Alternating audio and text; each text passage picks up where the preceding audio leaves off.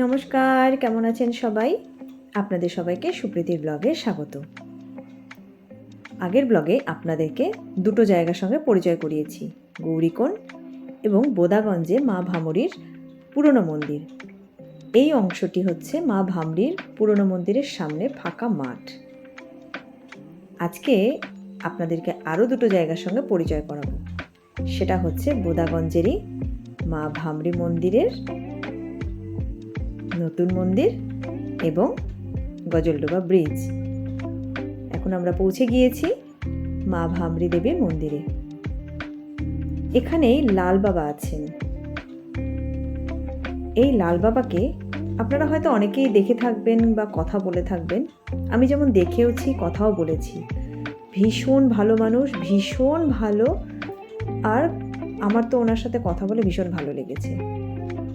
আপনাদের কেমন লেগেছে আমাকে অবশ্যই জানাবেন। এই ভামরী দেবী মন্দির হচ্ছে মা সতীর 51 পীঠের একটি পীঠ এবং এখানে মা সতীর পা পড়েছে। যেটা আমরা ভামরী দেবীর নতুন মন্দির বলছি, ভামরী দেবীর যে পুরনো মন্দির আছে, আগে মন্দিরটি ওখানেই ছিল।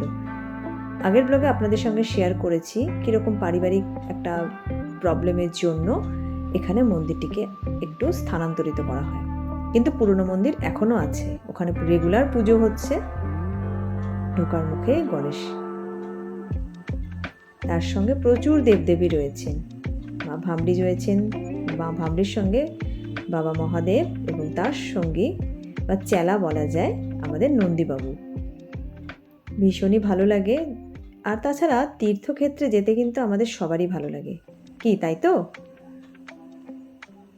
এই যে 4টি জায়গার সঙ্গে আপনাদের পরিচয় করাচ্ছি, জানি না আপনাদের কেমন মনে হচ্ছে, কিন্তু 4টি জায়গা আমরা একই দিনে কভার করেছি। ভিডিওটি যেহেতু অনেকটা বড় হয়ে যাবে, সেই জন্য আমি দুটো পার্টে আপনাদের সঙ্গে শেয়ার করছি। প্রথম পার্টটি ছিল দুটো জায়গার এই আমাদের লাল বাবা। কি চেনা চেনা লাগছে তো একটু? জানি আপনারা চিনতে পারবেন, অবশ্যই চিনবেন এবং জানবেন। এখানেও মহাদেবের স্থান রয়েছে এক পাশে। আরও ভালো লাগে, এখানে এত ভালো করে এখন পুরো রিনোভেশন হয়ে গিয়েছে। আগে তো মন্দিরটি একটু অন্যরকম ছিল, যারা আমরা মোটামুটি 10-15 বছর আগে দেখেছি তখন যেরকম ছিল, এখন কিন্তু অনেক পাল্টে গেছে। এখন নতুন আবার মা অন্নপূর্ণার মন্দিরও তৈরি হয়েছে, সেটাও আপনাদেরকে ঘুরিয়ে দেখাবো। কি ছোট্ট দুর্গা! এখানে মা ভামরী রয়েছে ব্রহ্মদেব নারায়ণের সঙ্গে। যেটা বলছিলাম, তীর্থক্ষেত্রে যেতে কিন্তু আমাদের সবারই ভালো লাগে, বিশেষ করে যদি সেটা আমাদের ফ্যামিলি মেম্বারসদের সঙ্গে হয়, তাই না? মা, বাবা, বাচ্চা সবাই মিলে আমরা গেলাম, বয়োজ্যেষ্ঠরাও কিন্তু থাকবে। এরকমই একটু তীর্থ আমরাও করে এসেছি। 4টে জায়গা ঘুরেছি, কিন্তু কখনো মনে হয়নি ক্লান্তি হয়ে গেছে শরীরে, ভাল লাগছে না বা যাব না। এই সেই বিখ্যাত দুটি গাছ, যারা আলাদা আলাদা উঠে কিন্তু এক জায়গায় মিলিত হয়ে গিয়েছে। এই সেই বিখ্যাত জায়গা। বোদাগঞ্জ জলপাইগুড়ির খুবই কাছে। যদি আপনি জলপাইগুড়ির থেকে গোশালার দিকে রওনা দেন, গোশালার সোজাসুজি চলে গেলে পাতকাটা রেল কলোনি, পাতকাটা ক্রস করে রংধামালি ব্রিজ, সেখান থেকে আপনাকে বাঁদিকে টার্ন নিতে হবে। বাঁদিকে টার্ন নিয়ে একদম সোজা। যদি আপনি রাস্তাটি না চিনতে পারেন, কোনো অসুবিধা নেই, যে কাউকে জিজ্ঞেস করলে গ্রামের লোকেরা বলে দেয়। বা আপনি যদি চান, আপনি জলপাইগুড়ি থেকে টোটো নিয়েও যেতে পারেন। দেখুন তো, বিয়ে হচ্ছে, সাথে আমরা বরকনেকেও দেখে নিলাম। এই মন্দিরটি হচ্ছে মা অন্নপূর্ণা মন্দির। চলুন ভেতরে আপনাদেরকে একটু নিয়ে যাই। এই আমরা আস্তে আস্তে উঠছি। এই মন্দিরটি দান করা হয়েছে, মানে একজনের স্মরণে মন্দিরটিকে তৈরি করা হয়েছে। বিশাল বড় শ্বেত পাথরের শিব এবং শ্বেত পাথরের মা অন্নপূর্ণা। আর যেহেতু বিয়ের একটা পরিবেশ চলছে, বোঝাই যাচ্ছে ভীষণ আনন্দ করছে বাকি সবাই। ফটো তোলাতুলি, প্রচুর ঘোরাঘুরি, তার সঙ্গে খাওয়া দাওয়াও। আমরা পৌঁছে গিয়েছি ওপরে, এই আমাদের মা অন্নপূর্ণা।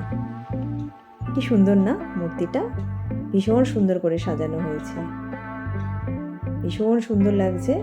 এদিকে মহাদেব, দুটোই কিন্তু দুই ঠাকুরই শ্বেত পাথরের তৈরি। নিত্য পূজা হচ্ছে, নিত্য পূজা হয়, যেহেতু উৎসর্গ করা সেজন্য এখানে পুরোপুরি প্রতিস্থাপন করা হয়েছে। এবার এখান থেকে আমরা বেরিয়ে আস্তে আস্তে রওনা দেব গজলডোবার ব্রিজের উদ্দেশ্যে।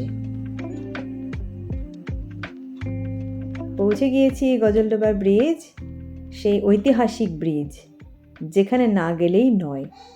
গজলডোবায় যাব অথচ ব্রিজে একটু যাব না, একটু দেখব না, একটু হাঁটবো না, তা কি হয়?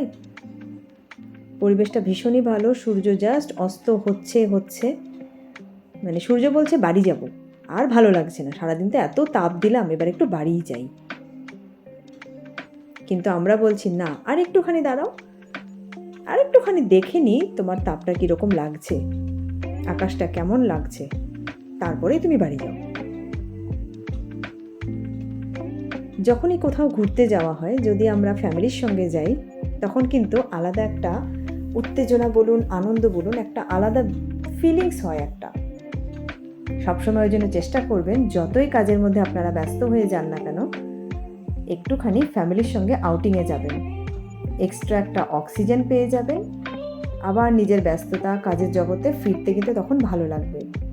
কিন্তু একঘেয়ে যদি কাজই করতে থাকেন, কোথাও ঘুরতে না যান, তখন কিন্তু ভীষণ ইরিটেটিং লাগবে নিজেকে।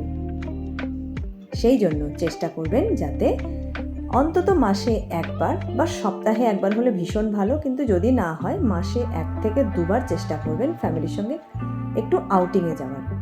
কাছে হোক দূরে হোক, নাইট স্টে করুন বা দিনে দিনে গিয়ে দিনে দিনে ফিরে আসুন, যেটাই হোক না কেন ফ্যামিলির সঙ্গে একটু সময় কাটান, জীবনে নতুন করে বাঁচার একটা রসদ খুঁজে পাবেন। আবার একটু জ্ঞান দিয়ে দিলাম, নো প্রবলেম, জ্ঞান তো চলতেই থাকবে। দেখুন না মেনে কেমন হয় ফিলিংসটা। সারা সপ্তাহ কাজ করলেন, শনিবার রোববার ফ্যামিলির সঙ্গে সময় কাটান, দেখুন তো ভালো লাগে কি না।